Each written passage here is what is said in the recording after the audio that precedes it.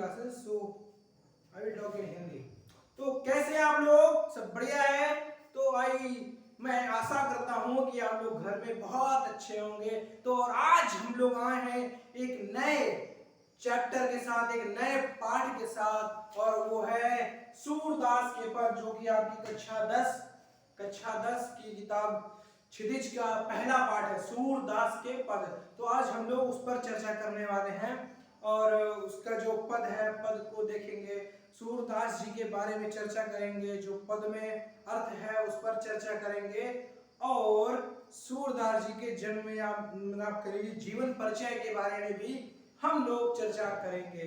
तो तुरंत अपनी बुक उठा लीजिए और बुक से मैं पढ़ाता जाऊंगा, और आप लोग जो थोड़ा मीनिंग होगी, मीनिंग तो वैसे आपकी बुक में दी होती है, फिर भी जो कुछ अगर मीनिंग नहीं दी है और मैं बताऊं उनको, तो उनको नोट डाउन करते जाइएगा, और उसके बाद हम लोग आगे अपना बढ़ते जाएंगे। तो चलिए शुरू करते हैं आज इसी के साथ, नई ऊर्जा नए उमंग के साथ आज की ताजा तरीन हिंदी की क्लासेस।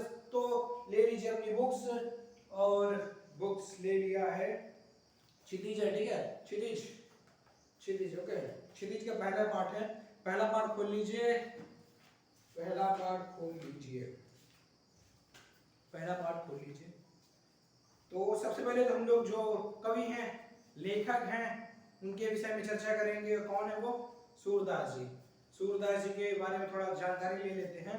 तो सूरदास जी क्योंकि बहुत जाने माने, बहुत महान थे ये, ठीक है, बहुत महान व्यक्तित्व था इनका, और बहुत पुराने समय में थे, तो इनके बारे में कोई निश्चित जानकारी लोगों को नहीं है।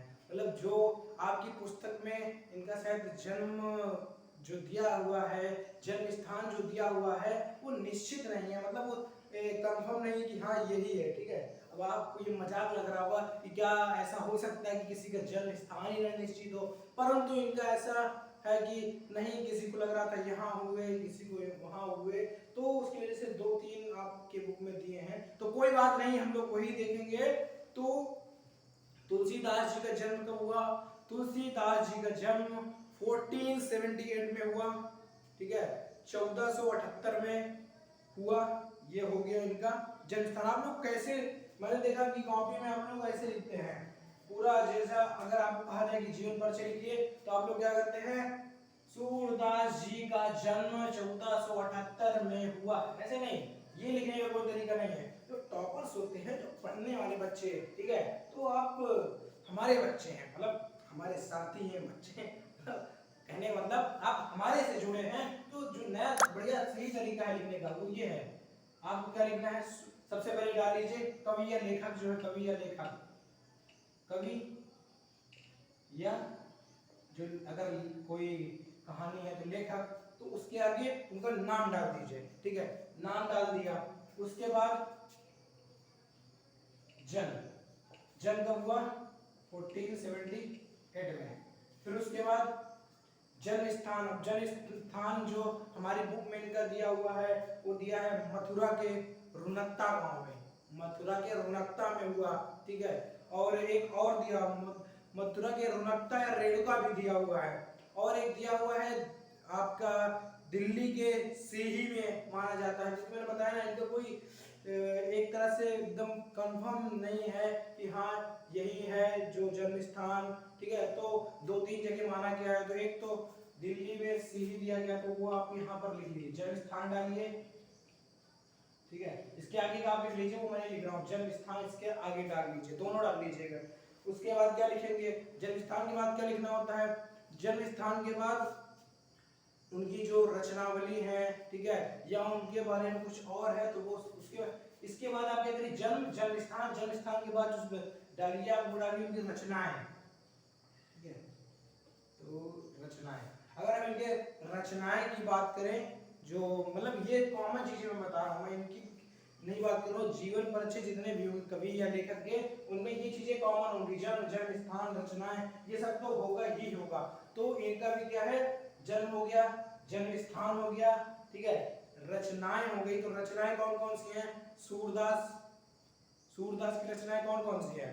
सूर सारावली है, अब यहाँ पर लिख लीजिए, ठीक है, मैं लिख नहीं रहा हूँ, सूर सारावली है, और एक क्या है, सूर सागर है, और एक साहित्य लहरी है, जो कि आपकी पुस्तक में दी हुई है। वो ये 3 दी हुई है, सूर सागर, साहित्य लहरी और सूर सारावली। तो ये 3 रचनाएं हैं, वो आप लिख लेंगे। इसके बाद इनमें से आपकी जानकारी के लिए आप लिख लीजिएगा, जो अगर आप जीवन परिचय पढ़े होंगे तो आपको मिल जाएगा, जो आपकी ये सूर सागर है, ठीक है, ये सबसे प्रसिद्ध है इनकी क्या है, ग्रंथ। ये तीनों ग्रंथ है, ठीक है, रचनाओं या कि ग्रंथ, यहाँ पे ब्रैकेट में डाल दीजिए कि हाँ ये ग्रंथ है, ठीक, ये हो गया।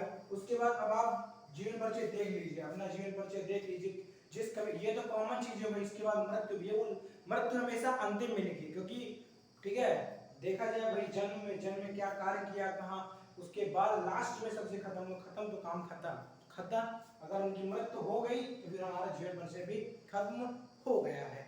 तो ये तो जो सारे लेखन ये कवि में लिखी जाती हैं। अब कोई भी परिचय दिया है, जीवन परिचय, उसको आप पढ़ लीजिए, ठीक है। जैसे हम इनका अगर पढ़ें तो इनमें एक चीज और दी है कि वो उनके गुरु कौन थे, तो यहाँ पर डाल लीजिए गुरु, क्योंकि इसमें दिया है, सबके गुरु थोड़ी दिए रहते हैं। तो इनके गुरु कौन थे, श्री वल्लभाचार्य जी, वो भी आप इसके आगे मेंशन कर दीजिए, वो भी आप इसमें लिख लीजिए, ठीक है, बिल्कुल लिख लिया। उसके बाद अगर हम ग्रुप पढ़ें तो इसमें ये भी है कि वे मथुरा और वृंदावन के बीच गौ घाट पर रहते, श्रीनाथ जी के मंदिर में भजन करते थे। ऐसा हमें कुछ लिखने की जरूरत नहीं है। और हाँ, एक सबसे बड़ी बात ये कि हम लोग इस चैप्टर को पढ़ने के साथ साथ पढ़ते रहेंगे, और साथ में हम लोग जो बोर्ड एग्जाम के पर्सपेक्टिव से जो क्वेश्चंस हैं वो भी हम लोग डिस्कस करेंगे, या फिर इस चैप्टर से कैसे कैसे क्वेश्चन बनाए जा सकते हैं वो भी हम लोग देखते चलेंगे, और मैं आपको बताता चलूंगा, तो उनको बिल्कुल नोट करते लीजिएगा, ठीक है। जरूरी नहीं कि मैं क्वेश्चंस को लिखूं, लेकिन हाँ मैं पॉइंट आउट कर लूंगा कि हाँ ये क्वेश्चन है, उसको आप लिखते जाइएगा, ठीक है।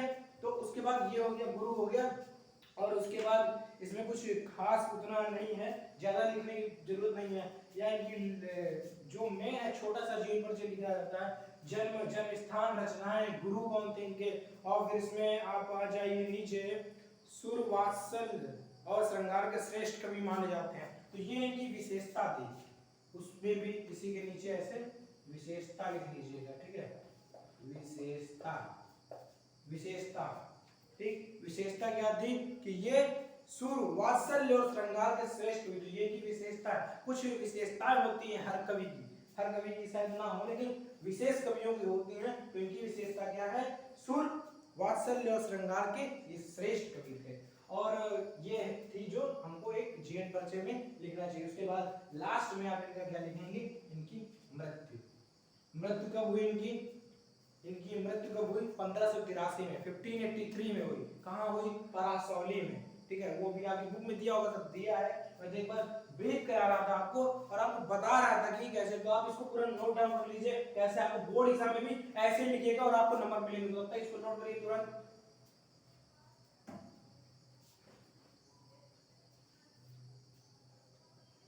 नोट कर लिया नोट, आई होप आपने नोट कर लिया होगा, ठीक है। तो नोट करने के बाद क्या करिएगा, इसको आप आगे का सब लिख लीजिएगा, बाकी हम लोग अपना देखते रहेंगे।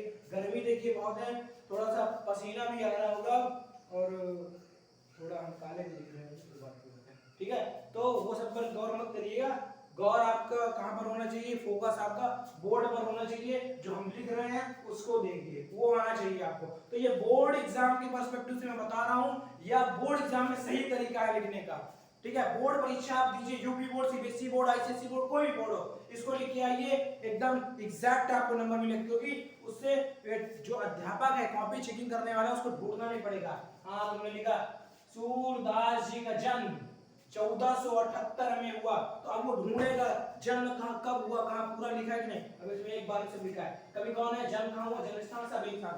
तो हम समझ में आपको आ रहा होगा कि ये सही है कि वो सही है, ठीक है। तो ये आपका हो गया। अब इसको हमको इमेज करना होगा, क्योंकि अभी हम लोग आगे जाएंगे, तो उसके लिए डस्टर ले लेते हैं हम लोग, ठीक है।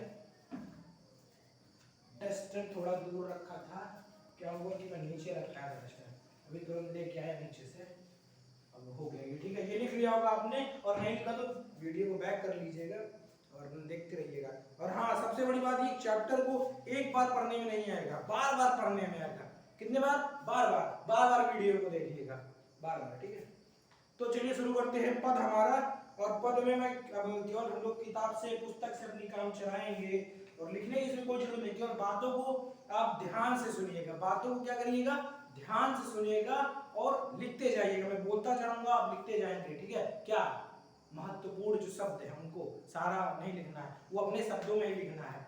तो उससे पहले मैं बता दूं कि जो पद हैं ये कहां से लिए गए हैं, ये लिए गए हैं सूर सागर के भ्रमर गीत से। सूर सागर के सूर सागर क्या है, सूर सागर क्या है, प्रसिद्ध ग्रंथ है। किसका प्रसिद्ध ग्रंथ है, सूरदास जी का। अब जो आपके बोर्ड एग्जाम में क्वेश्चन पूछा जा सकता है कि सबसे प्रसिद्ध ग्रंथ कौन सा है, सबसे प्रसिद्ध ग्रंथ कौन सा है, सूर सागर जी का प्रसिद्ध ग्रंथ लिखिए। तो क्या लिखेंगे आप, सूर सागर, सूर सागर, ठीक है। अगला क्वेश्चन लिखते जाइएगा, लिखते जाइएगा। फिर से एक बार बोलता हूं कि सूर सागर जी का सबसे प्रसिद्ध ग्रंथ कौन सा है, सूर सागर जी का सबसे प्रसिद्ध ग्रंथ कौन सा है। लिख लिया, लिख लिया, तुरंत लिख लीजिएगा और आंसर भी नीचे लिखते जाइएगा, ठीक है। अगला क्वेश्चन, अगला क्वेश्चन क्या आएगा कि ये जो पद सूरदास जी के 4 पद, सूरदास जी के 4 पद कहां से लिए गए हैं, सूरदास जी के 4 पद कहां से लिए गए हैं। वैसे क्वेश्चन थोड़ा अटपटा हो जाएगा क्योंकि कोई बुक आती है बोर्ड एग्जाम में, तो कौन से पद कौन से, फिर भी ये पद कहां से लिए गए हैं, सूरदास जी के भ्रमर गीत से। किसमें से, सूरदास जी के सूर सागर से, सूर सागर के भ्रमर गीत से। सूर सागर क्या है, प्रसिद्ध ग्रंथ है उनका, ठीक है, ठीक है। और एक क्वेश्चन, और एक क्वेश्चन जो आपने विशेषता में लिखा था, क्या लिखा था विशेषता में, जो सूरदास जी है उनकी विशेषता में हमने क्या लिखा था कि सूर वात्सल्य और श्रृंगार के श्रेष्ठ कवि हैं वो, सूर वात्सल्य और श्रृंगार के श्रेष्ठ कवि। तो पेपर में क्या आ सकता है, पेपर में क्या आ सकता है, सूर वात्सल्य और श्रृंगार के श्रेष्ठ कवि किसे माना जाता है, वात्सल्य और श्रृंगार का श्रेष्ठ कवि किसे माना जाता है। ये आपके बोर्ड एग्जाम का मोस्ट इंपोर्टेंट क्वेश्चन ये आएगा, 100% आएगा ये, क्योंकि पेपर इस बार मैं ही बना रहा हूँ बोर्ड एग्जाम का, तो वो आना पक्का है, मैं बनाया हूँ। और क्वेश्चन तो नहीं बताऊंगा मगर हाँ ये आएगा, एक क्वेश्चन बता दिया, 1 नंबर आपका फिक्स हो गया है, तो वो समझ लीजिए कि मैं आपको बता दिया हूँ और किसी को बताने का नहीं, क्योंकि बहुत बना दिया है मैंने, बस आपको किसी से नहीं कहना, ठीक है। आप तक ही रहे ये बात और किसी को पता ना चले, तो ये क्वेश्चन पक्का आने वाला है। उसके बाद बाकी जो नॉर्मल क्वेश्चन है वो तो पूछे जा सकते हैं, गुरु का नाम क्या था, जन्म कब हुआ, कहाँ हुआ, ठीक है, जन्म स्थान क्या था, मृत्यु कब हुई, वो तो नॉर्मल क्वेश्चन है, मैं अंदर के क्वेश्चन बता रहा था। और अगर आप जब इसको पढ़ेंगे, ठीक है, पढ़िए, अपनी बुक लिया है ना, बुक लिया है, एनसीईआरटी बुक उठा लीजिए और नीचे से सेकंड लाइन देखिए, नीचे से सेकंड लाइन में खोलो ये, ठीक है, ये उनका जीवन परिचय खोल लीजिए और नीचे से दूसरी लाइन देखिए, उनकी कविता में ब्रज भाषा का निखरा हुआ रूप है, उनकी कविता में ब्रज भाषा का निखरा हुआ रूप है। कहने का तात्पर्य क्या है, कहने का तात्पर्य क्या है कि उनकी जो कविताएं हैं, जो कविता है उसमें ब्रज भाषा का प्रयोग किया गया है। तो आपके बोर्ड का क्वेश्चन लिखिए, तुरंत लिखिए, बोर्ड का क्वेश्चन क्या होगा कि उनकी कविताओं में या कविताओं में सूरदास जी ने किस भाषा का उपयोग किया है, अपनी कविताओं में सूरदास जी ने किस भाषा का प्रयोग किया। जरूरी नहीं कि यही सेम कॉपी होकर आए, कुछ भी आ सकता है, मतलब आएगा ऐसे रिलेटेड, अपनी कविताओं में या सूरदास जी ने अपनी कविताओं में, ठीक है। तो क्या है, ब्रज भाषा, ब्रज भाषा याद रखना, जन्म कब हुआ 1478, मृत्यु कब हुई 1583, सब जुबान पे होना चाहिए, तुरंत तुरंत तुरंत, ठीक है। चलते हैं, बस ये इतना क्वेश्चन है, मोस्ट इंपोर्टेंट हो गया। और बोर्ड का जो बताया उसको क्या करना है, पहले बता चुका हूं, उसको स्टार मार्क करना है। जो बोर्ड पर्सपेक्टिव के क्वेश्चन है सारे स्टार मार्क करते जाइए, और जो मैंने बताया कि ये बोर्ड में 100% आएगा, ठीक है, उसको क्या करना है, डबल स्टार।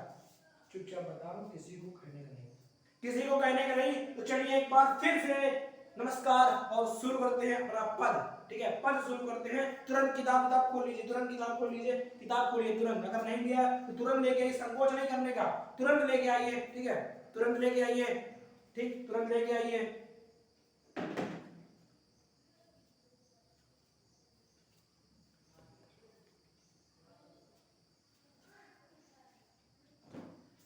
ठीक है, हाँ, तो शुरू करते हैं पद।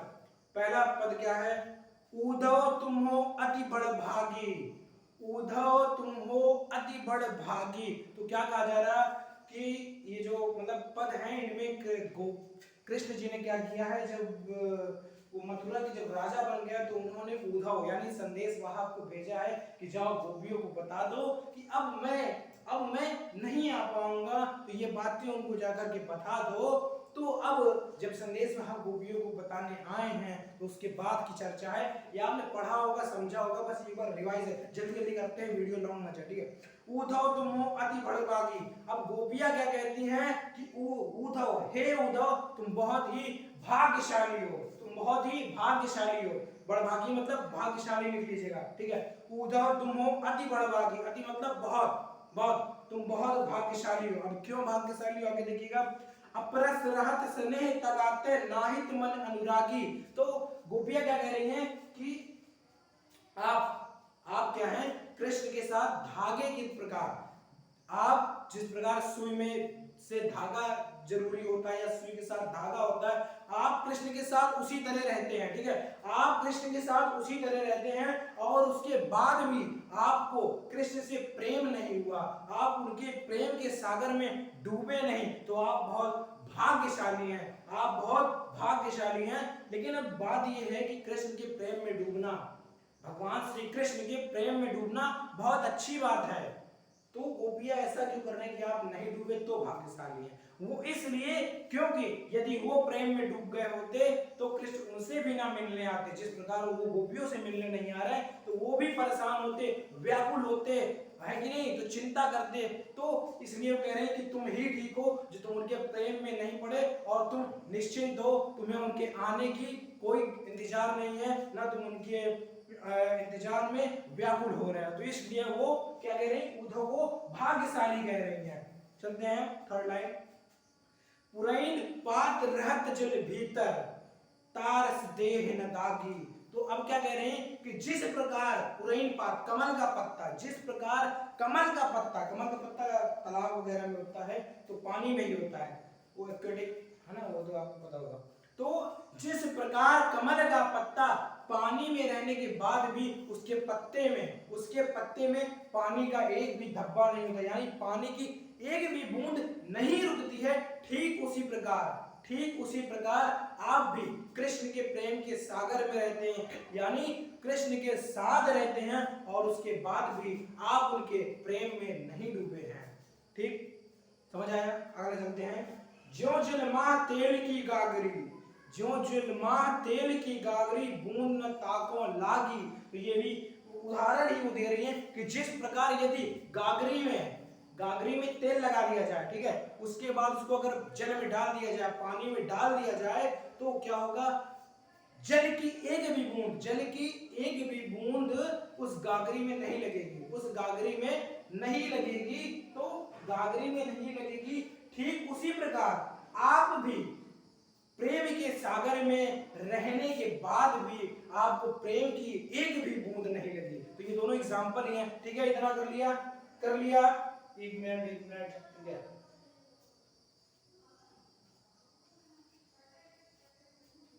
कर लिया इतना, ठीक है।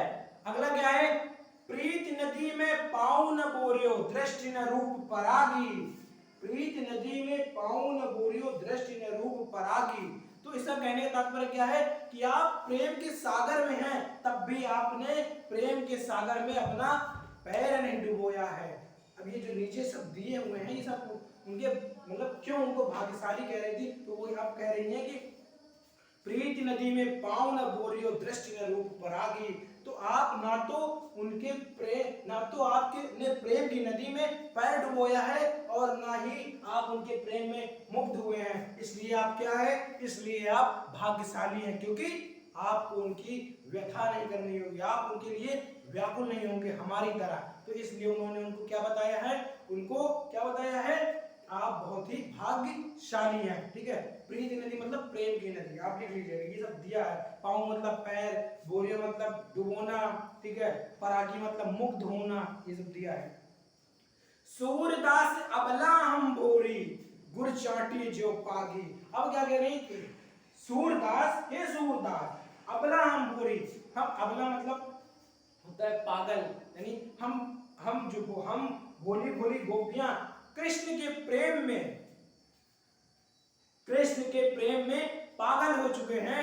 जिस प्रकार गुड़ चाटी जो पागी, जिस प्रकार गुड़ को देख करके उसमें चींटियां लग जाती हैं, ठीक है, गुड़ में चींटियां लग जाती हैं, गुड़ बाहर रखिए 2 मिनट में नहीं लगेगा, चींटियां लग जाएंगी। तो जिस प्रकार गुड़ से चींटियां लपटी होती हैं, ठीक उसी प्रकार हम भी कृष्ण के प्रेम से लपटे हुए हैं। हम भी उसी प्रकार कृष्ण से प्रेम करते हैं जिस प्रकार चींटियां गुड़ से करती हैं, ठीक है, जिस प्रकार चींटियां गुड़ से करती हैं। तो ये आई होप कि ये जो पद है वो क्लियर हो गया होगा। एक बार इसका शॉर्ट दे देता हूं कि यहाँ पर जो आपकी कौन है, जो गोपियां हैं, जो गोपियां क्या कर रही, वो उद्धव को कह रहे हैं कि तुम बहुत भाग्यशाली हो।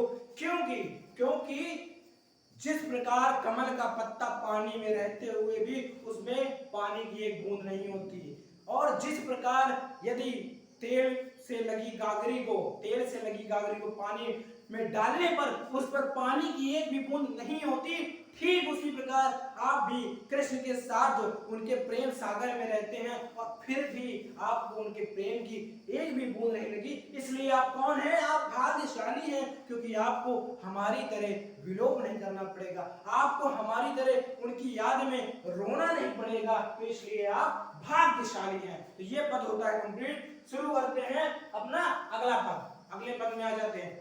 अगला पन्ना खोल लीजिए, पन्ना पेज खोल लीजिए। 1 मिनट में पानी पी लेता हूँ, बहुत प्यास लग रही है, तब तक आप लोग देख लीजिए तब, ठीक है, पानी पी लेता हूँ।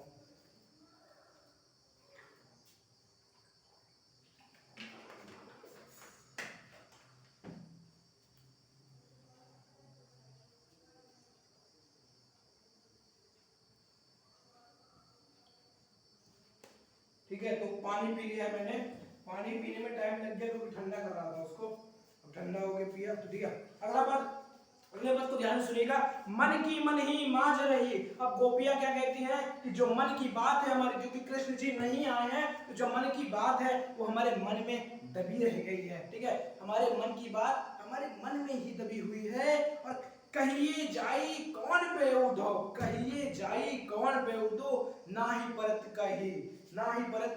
कहती है कि उद्धव जी अब आप ही बताइए, हे सेवक, हे कृष्ण के उद्धव, अब आप ही बताइए, अब आप ही बताइए कि हम अपने मन की व्यथा, जो हमारे मन में दुख है, कृष्ण को लेकर के वो दुखी मतलब उनके इंतजार में वो डूबी थी, उनको आशाएं थी कि कृष्ण आएंगे, तो कह रहे हैं कि हे उद्धव अब आप ही बताइए कि हम किससे अपने दिल की व्यथा कहें, किसको अपने मन का दुख बता करके अपना मन हल्का करें। क्योंकि जो कृष्ण थे गोपियों के साथ, तो उनके मन की बातें सुनते थे, उनका दिल हल्का करते थे, और उसके लिए वो क्या करते थे, उसके लिए वो बांसुरी बजा देते थे, ठीक है, बांसुरी बजाते थे, तो क्या होता था, उसकी मुग्ध आवाज से वो लोग सारा दुख भूल जाते। लेकिन अब तो कृष्ण भी नहीं है, तो वो किससे अपना दुख बांटे, ये वो उद्धव से पूछ रही है। सॉरी, अगला चलते हैं। अवधि आधार या से आवन की तन मन बिथा सही, अवधि आधार या से आवन की तन मन बिथा सही। अवधि मतलब क्या होता है, समय, ठीक है, और समय आधार मतलब आधार, आस मतलब आशा, आवन की, तो कह रही है कि समय के साथ साथ समय चल रहा है, क्योंकि तो समय के साथ साथ हमारी आशाएं भी बढ़ती जा रही थी। किस चीज की, कृष्ण के आने की आशाएं हमारे बढ़ती जा रही थी समय के साथ साथ कि कृष्ण आएंगे। तन मन धन से हम उनका इंतजार कर रहे थे, तन मन धन से हम उनका इंतजार कर रहे थे कि वो आएंगे। ये कौन कह रहा, गोपियां कह रही। अगला लाइन देखिएगा। तो इसमें जो मीनिंग वगैरह है वो ज्यादातर आपको आपके बुक में दी हुई है, ठीक है, जो ना आए वो आप पूछ लीजिएगा कमेंट सेक्शन में, ठीक है, वैसे मैं बता दूंगा आपको, कोई बात नहीं। चलते हैं आगे। अब इन जोग संदेश सुनी बिरहिन बिरह दही, कह रही कि अब इन जोग संदेश सुनी, अब इस जो तुम योग लाए हो, इस जो बातें हमको सुना रहे हो, अब इनको सुनकर तो मन और व्याकुल हो चुका है, और विधा में पड़ गया है कि हम कृष्ण से कैसे मिलेंगे, क्योंकि जो आशा होती है ना, आशा बहुत बड़ी चीज होती है। तो अगर आपको आशा है कि वो आएंगे, हरि आएंगे, आपको आशा है कि आप अपनी परीक्षा में उत्तीर्ण होंगे, तो वो आशा बनी रहे, भले आप अनुत्तीर्ण ही हो अंतिम में, तो अंतिम में उतना तुमने, अगर यदि आप पहले से परिणाम आने के पहले से पता चल जाए कि आप क्या होंगे, अनुत्तीर्ण होंगे, तो कितना बुरा लगे। तो वही इनके साथ है, कृष्ण के आने से पहले इनको पता चल गया कि वो नहीं आएंगे, लेकिन अगर ना बताया जाता आशा रहती कि हाँ हाँ चलो ठीक है आएंगे, लेकिन अब तो उनका मन क्या हो रहा है, विरहीन विरह दही। अब पीछे आपके इसमें जो आपका शब्दार्थ दिया है, इसमें विरहिणी का अर्थ लिखा होगा, देखिए वियोग में जीने वाली, जो वियोग कह रहे हैं कि अब हम हमारा वियोग और बढ़ता जा रहा है। उसके बाद लिखा विरह दही, हम उनके विरह में, ठीक है, उनके विरह में, उनके वियोग में हम लोग जल रहे हैं, मतलब उनकी याद में हम लोग तड़प रहे हैं। चाहती हुती गुहार जिते उते धार भई, कहती हैं गोपियां, कहती हैं कि जिनको हम अपनी जरूरत पर गुहार देते थे, ठीक है, जिनको हम अपनी जरूरत पर गुहार देते थे, जहां से हम गुहार देते थे, जहां से हम उनको गुहार देते थे, मुंह से, मुख से, उठते धार बही। अब वहां से क्या हो रहा, अब वहां से योग की धारा बह रही है, योग की धारा बह रही है। योग की धारा बहने का तात्पर्य क्या है कि अब कृष्ण के ना आने की, कृष्ण के ना आने की खबर हम कह रहे हैं, कृष्ण के ना आने की खबर अब हम कह रहे हैं, उसी मुख से जिस मुख से हम कृष्ण को पुकारते थे, बुलाया करते थे, ठीक है, बुलाया करते थे। तो ये क्या है, कौन कह रहा है, ये गोपियां कह रही हैं। उसके बाद जो आखिरी लाइन है, सूरदास अब धीर धरे क्यों मर ज्यादा ना नहीं, तो कह रही है कि हे सूरदास, हे सूरदास, अब धीर धरे क्यों मर ज्यादा ना नहीं। तो बुक रख देते हैं। तो कह रहे हैं कि हे सूरदास, अब कृष्ण ने क्या किया है, सारी मर्यादाएं लांघ दी हैं, सारी मर्यादाएं लांघ दी हैं, क्योंकि उनको हमारे बारे में सोचना चाहिए था कि हाँ गोपियां हैं, हम उनसे प्रेम करते थे, तो एक बार तो सोच लेते कि उनसे मिलना है, ठीक है, लेकिन उन्होंने क्या किया, बिल्कुल नहीं सोचा हमारे बारे में, बस मथुरा के राजा बन गए, तो अपना फैसला सुना दिया कि अब हम गोपियों से, मतलब इतने क्या व्यस्त हो गए वो कि हमसे मिलने नहीं आएंगे। तो हे सूरदास, अब हम मर्यादा में नहीं रहेंगे, क्योंकि कृष्ण ने अपनी सारी मर्यादाएं लांघ दी हैं, अपनी सारी मर्यादाएं लांघ दी। क्यों लांघ दी, क्योंकि मतलब उन्होंने अपने जो प्रेमी है उनका ख्याल तक नहीं किया और हमें इतनी आसानी से भूल जाने को कह दिया, ठीक है, अब इतनी आसानी से भूल जाने को कह दिया। तो हे सूरदास, अब हम अपनी मर्यादा में नहीं रहेंगे। तो ये हमारे दो पद हो चुके हैं पूर्ण, और क्योंकि ठंडी बहुत है तो हम लोग जो अगले दो पद हैं वो नेक्स्ट वीडियो में कर लेंगे, क्योंकि ये जो थोड़ा हमारा जा रहा है वीडियो लॉन्ग न जाए, मुझे लगता है कि आसानी से आप लोग पढ़ सके या देख सके। तो मेरा कहना क्या है कि आप इस अर्थ को बार बार सुनिएगा, तो जिससे आपके मन में आ जाए, उसकी मीनिंग लिख लीजिएगा, मीनिंग आपको दी होंगी, बाकी जो कठिन कठिन थी मैंने बता दी है। जैसे अगर कोई हो तो गुहारी मतलब गुहार लगाना है, तय उद, उद मतलब वहीं से ना, जहां से वो आवाज दे दी थी, अब वहीं से योग की धारा बह रही है, ठीक है। मर्यादा यानी मर्यादा ना नहीं रहे, मर्यादा में नहीं रह रहे हैं, तो ये सारी आपकी लास्ट में दी होंगी। और जो क्वेश्चंस मैंने बोला कि मैं आपको कराऊंगा, तो मैं अगला वीडियो जो आएगा उसमें दोनों पद और आपके क्वेश्चंस भी हो जाएंगे। क्वेश्चन में से इनके यदि वैसे पद से बहुत कमी जो जीवन पर जैसे मैंने बताया, अब यहाँ पर ये भी पूछ सकता है कि कौन मर्यादा लांघ रहा है, कृष्ण जी। तो छोटे छोटे क्वेश्चन ये सब नहीं आएंगे, लॉन्ग क्वेश्चन में आपको एग्जाम पर्सपेक्टिव से बताऊंगा। तो मिलते हैं बहुत जल्द अपने नेक्स्ट वीडियो के साथ, तब तक लिए बने रहें। थैंक यू बच्चों।